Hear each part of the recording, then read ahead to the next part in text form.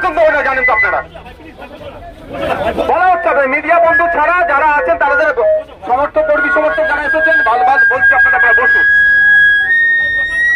শৃঙ্খলা করবেন না। মিডিয়া বন্ধুরা একটা সাইডে চলে আসেন তো আপনারা, আবার রাইট সাইডে বাম সাইডে চলে আসেন। আগে যারা আছে বসুন।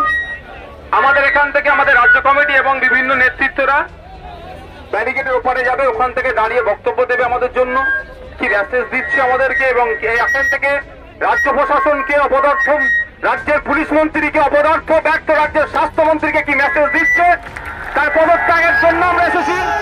আমরা চাইব আজকে তিনি পদত্যাগ করুন তার পুলিশ মন্ত্রী থেকে এবং স্বাস্থ্যমন্ত্রী থেকে, অন্যথায় আগামী দিনে কিন্তু তাকে হয়তো মুখ্যমন্ত্রীর পদ থেকে পদত্যাগ করতে বাধ্য হবে। আমরা এখানে এসেছি আরজি করের যে ঘটনা ঘটেছে তার যারা এর সাথে যুক্ত সকল কালপিট গুলোকে খুঁজে বার করে এবং সর্বোচ্চ তাদের শাস্তি দিতে হবে, এই নিয়ে আমরা রাজপথে নেমেছি।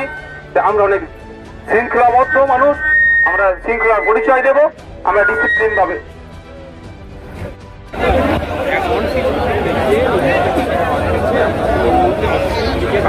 রাজ্য কমিটির পক্ষ থেকে যে ঘোষণা দিয়েছে আমরা সেই ঘোষণার বাইরে যাব না কেউ, কারণ আমরা এখানে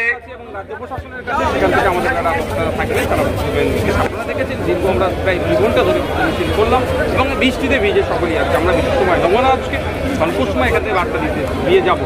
এরপরেও যদি সিবিআই মনে করেন এই কচ্ছপের গতিতে কেসটা চালাবেন এবং রাজ্য প্রশাসন মাঝে মধ্যে যদি ওই পোস্টফাস করার চেষ্টা করে তাদেরকে এখান থেকে বার্তা দেবো যে কোনো মতেই ছাড় হবে না।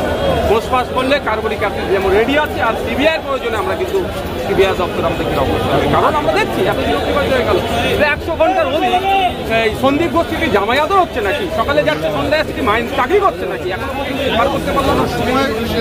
আমরা আর কয়েকটা দিন অপেক্ষা করছি, নাহলে আমরা আর একটা কথা বলছি, রাজ্য প্রশাসন রাজ্যের সরকারের যিনি সর্বোচ্চতে আছে তিনি যেভাবে হুমকি দিচ্ছেন, হুমকি কিন্তু আমরা গুরুত্ব করছি না। ওনাকে বার্তা দিতে চাইছি আপনার হুমকি আপনার কাছে রাখুন।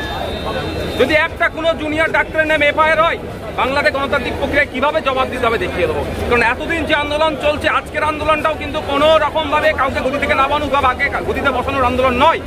জাস্টিস ফর আরজি কর তিলোত্তমার বিচারের জন্য আজকে আমরা আন্দোলনে ভেবেছি। যদি মনে করে আন্দোলনটাকে দমিয়ে দেওয়ার চেষ্টা করবে, সারা রাজ্যে আন্দোলনকে দমিয়ে দেওয়ার চেষ্টা করবে, দমন পীড়ন করার চেষ্টা করবে, তাহলে কিন্তু তখন কাকে গদিতে রাখতে হবে কি নামাতে হবে বাংলার মানুষ কিন্তু ডিসাইড করবে। এই মুহূর্তে বিশাল পুলিশ বাহিনী একেবারে দেখতে পাচ্ছেন ব্যারিকেড দেওয়া আছে, সেই ব্যারিকেড কিন্তু বিধায়ক নওশাদ সিদ্দিকী ব্যারিকেডের এপারে আছে। এই মুহূর্তে দেখতে পাচ্ছেন সেই ছবি তুলে ধরার চেষ্টা করছে আপনাদেরকে আইএসএফ বাংলা ইউটিউব চ্যানেলের পক্ষ থেকে।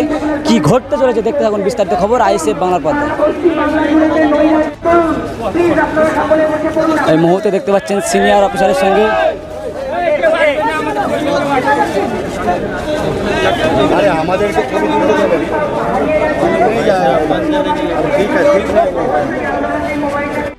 এই মুহূর্তে বিশাল পুলিশ বাহিনী একেবারে দেখতে পাচ্ছেন ব্যারিকেড দেওয়া আছে, সেই ব্যারিকেড কিন্তু বিধায়ক নওশাদ সিদ্দিকী ব্যারিকেডের এপারে আছে। এই মুহূর্তে দেখতে পাচ্ছেন সেই ছবি তুলে ধরার চেষ্টা করছে আপনাদেরকে আইএসএফ বাংলা ইউটিউব চ্যানেলের পক্ষ থেকে। কি ঘটতে চলেছে দেখতে থাকুন বিস্তারিত খবর আইএসএফ বাংলার পর্দায়।